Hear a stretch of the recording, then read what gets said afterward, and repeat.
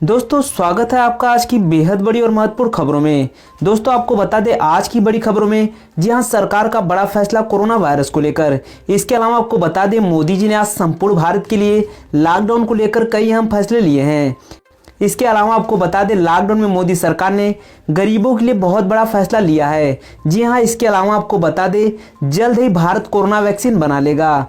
जी हाँ इसके अलावा आपको बता दें आज भारत और चीन की सेना में एक बहुत बड़ा झगड़ा हुआ है। जी हाँ इसके अलावा आपको बता दें जल्द ही सीबीएसई की एग्जाम कॉपी चेक होने वाली है। जी हाँ जानेंगे सभी खबरें विस्तार से।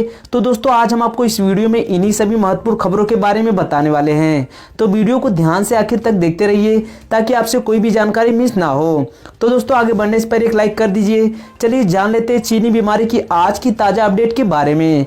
आपको बता दें भारत में संक्रमित मरीजों की संख्या लगातार बढ़ती जा रही है और यह संख्या 62,939 के ऊपर पहुंच चुका है, जिसमें से 19,358 लोग ठीक होकर अपने घर जा चुके हैं और 2,109 लोगों की मृत्यु हो चुकी है।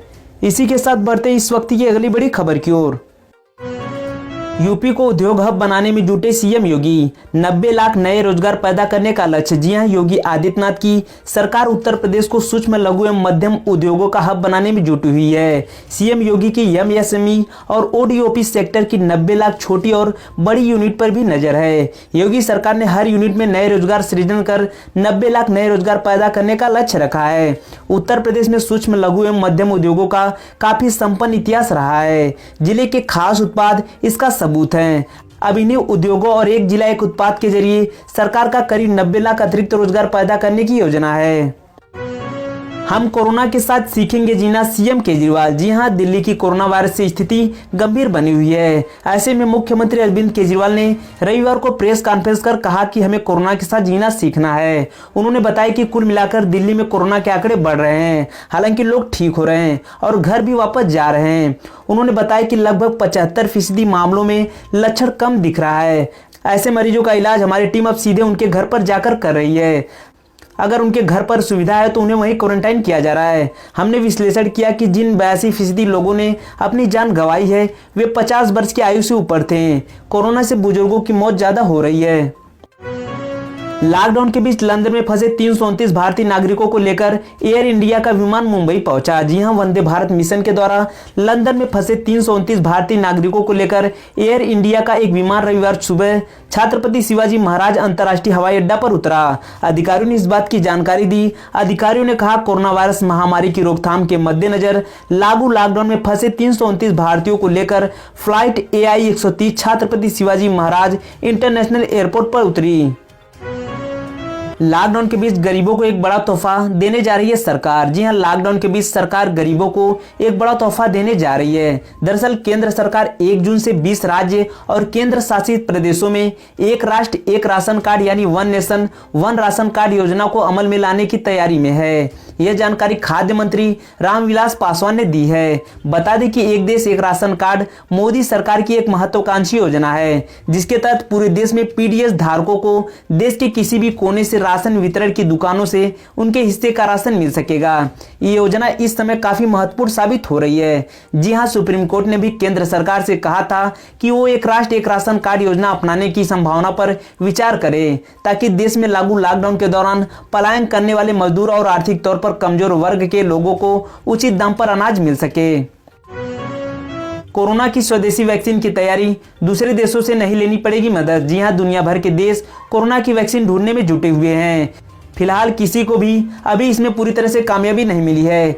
इस महामारी की वैक्सीन तैयार करने के लिए भारतीय आयुर्विज्ञान अनुसंधान परिषद यानी कि ICMR कोविड-19 का पूर्ण स्वदेशी टीका विकसित करने के लिए भारत बायोटेक इंटरनेशनल लिमिटेड के साथ मिलकर काम कर रही है। फैक्ट्री में लगी आग, सब कुछ जलकर हुआ खाक। जी हां लॉकडाउन के बीच भारत की फैक्ट्रियां हादसों का केंद्र बन गई हैं। विशाखापत्तनम के फार्मा प्लांट के बाद रायगढ़ पेपर फैक्ट्री और भिलाई स्टील प्लांट में हादसे के बाद अब दिल्ली का एक फैक्ट्री भी हादसे का शिकार हो गई है। यहां बवाना स्थित कार्डबोर्ड फैक्ट्री में भीषण आग लग गई। मौके पर अग्निशमन की 14 गाड़ियां पहुंच गई और आग पर काबू पाने में जुट गई। दिल्ली के बवाना में स्थित एक कार्डबोर्ड फैक्ट्री में भीषण आग लग गई। बता दें कि बवाना औद्योगिक क्षेत्र है और वहां कई बड़ी फैक्ट्रियां स्थित हैं। सूरत से प्रयागराज आ रही ट्रेन बाल बाल बची क्योंकि इस ट्रेन के 20 डिब्बे रह गए पीछे। जी हां, प्रवासी मजदूरों को लेकर गुजरात स्थित सूरत से उत्तर प्रदेश स्थित प्रयागराज के लिए आ रही ट्रेन के 20 डिब्बे पीछे छूट गए। वहीं इंजन के साथ बाकी ट्रेन आगे निकल गई। यह जानकारी गार्ड ने स्टेशन मास्टर को दी। मिली जानकारी के अनुसार इंजन के साथ 3 बोगी भटौली स्टेशन से अलग होकर आगे निकल गई और 20 डिब्बे पीछे छूट गए। फंसे हुए लोग बिना पानी के बेहाल हैं। जी हाँ, आपको बता दें, इसी ट्रेन से यात्रा कर रहे एक यात्री ने बताया कि हमारा भाग्य अच्छा था क्योंकि फ्यूजन की वजह से ट्रेन का 20 डिब्बा पीछे ही रह गया और एक बड़ा हादसा होने से बच गया। भारत चीन बॉर्डर पर टकराव, ड्रैगन ने की गुस्ताखी तो भारतीय सैनिकों ने दिया मुंहतोड़ जवाब। जी हां, लंबे समय बाद एक बार फिर भारतीय और चीनी सैनिकों के बीच बॉर्डर पर टकराव हुआ है। सिक्किम के पास बॉर्डर पर भारत और चीन के सैनिकों के बीच टकराव की खबर है। भारतीय सेना के सूत्रों के मुताबिक उत्तर सिक्किम इलाके में भारत और चीन के सैनिकों के बीच ये झड़प हुई है। ये झड़प नॉर्थ सिक्किम के नाकुला सेक्टर में हुई है। इस दौरान दोनों तरफ के सैनिक घायल हो गए हैं। इन्हें हल्की चोट आई है। मीडिया रिपोर्ट्स के मुताबिक इसमें 7 चीनी सैनिक और 4 भारतीय सैनिक घायल हुए हैं। ये घटना नाकुला सेक्टर के पास की है। सीने के एक्सरे से अब होगी कोविड-19 मरीजों की पहचान, लखनऊ केजीएमयू को मिली कामयाबी। जी हां, सीने के एक्सरे से अब कोरोना मरीजों की पहचान की जा सकेगी। लखनऊ के केजीएमयू और अब्दुल कलाम टेक्निकल यूनिवर्सिटी ने मिलकर आर्टिफिशियल इंटेलिजेंस की बदौलत एक प्रोग्राम तैयार किया है जिसमें सिर्फ सीने यानी छाती का एक्सरे देखकर यह पता चल पाएगा कि मरीज कोरोना संक्रमित है या नहीं। बता दें कि केजीएमयू ने प्रदेश के तमाम जिलों से कोरोना मरीजों का छाती का एक्सरे मंगाकर इस पर काम शुरू किया, जो जल्द ही क्लिनिकल ट्रायल में जाएगा। लखनऊ के केजीएमयू ने बाकायदा एक प्रेस कॉन्फ्रेंस करके इस बात की जानकारी दी है। प्रेस कॉन्फ्रेंस में कहा गया कि एक्सरे से न सिर्फ कोविड मरीजों का पता चलेगा बल्कि फेफड़े के संक्रमण से यह भी पता लग पाएगा कि मरीज कब और कितनी जल्दी ठीक हो सकता है।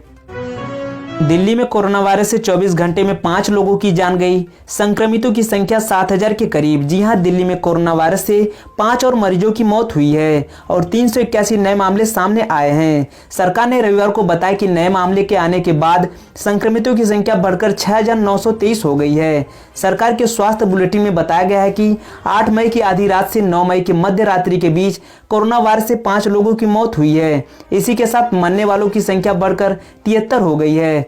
दिल्ली में 2069 रोगी ठीक हो गए हैं और जबकि 4781 संक्रमितों का इलाज चल रहा है। 17 मई के बाद आगे क्या होगा? पीएम मोदी मुख्यमंत्री समेत इन लोगों से करेंगे बात। जी हां, कोरोना वायरस महामारी को रोकने के लिए देश में लॉकडाउन का तीसरा फेज चल रहा है। इसकी मियाद 17 मई को खत्म हो रही है। इस बीच प्रधानमंत्री नरेंद्र मोदी लॉकडाउन के खत्म होने से पहले सोमवार को वीडियो कॉन्फ्रेंसिंग के जरिए सभी राज्यों के मुख्यमंत्रियों के साथ बात करेंगे। पीएम मोदी की ये मीटिंग दोपहर 3 बजे से शुरू होगी। इस मीटिंग में 17 मई के बाद के प्लान पर चर्चा हो सकती है। इस मीटिंग में गृह मंत्री अमित शाह, स्वास्थ्य मंत्री doctor Harshvardhan, chief secretary, home secretary, health secretary के अलावा सभी राज्यों के मुख्यमंत्री और डीजीपी मौजूद रहेंगे। हरियाणा में सामने आए कोरोना के 20 नए केस। जी हां, कोरोना वायरस ने भारत में जबरदस्त तबाही मचाई हुई है। कोरोना संक्रमितों की संख्या 62,000 के पार पहुंच गई है, जबकि मरने वालों की संख्या में लगातार इजाफा हो रहा है।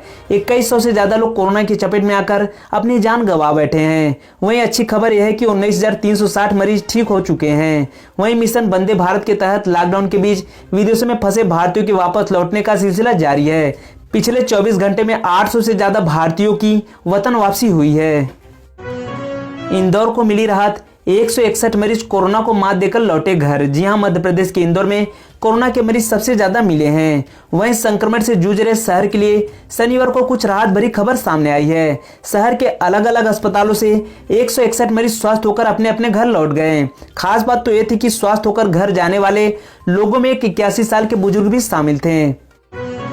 सीबीएसई कॉपियों की चेकिंग कल से शुरू, 50 दिनों में पूरा होगा काम। जी हां, मानव संसाधन विकास मंत्री डॉक्टर रमेश पोखरियाल निशंक ने कहा कि central board of secondary examination कल से उत्तर पुस्तिकाओं का मूल्यांकन शुरू करने जा रहा है। गृह मंत्रालय द्वारा इसकी इजाजत दे दी गई है। बता दें, केंद्रीय मंत्री ने कल बताया था कि सीबीएसई की बची हुई परीक्षा का आयोजन 1 से 15 जुलाई के मध्य किया जाएगा।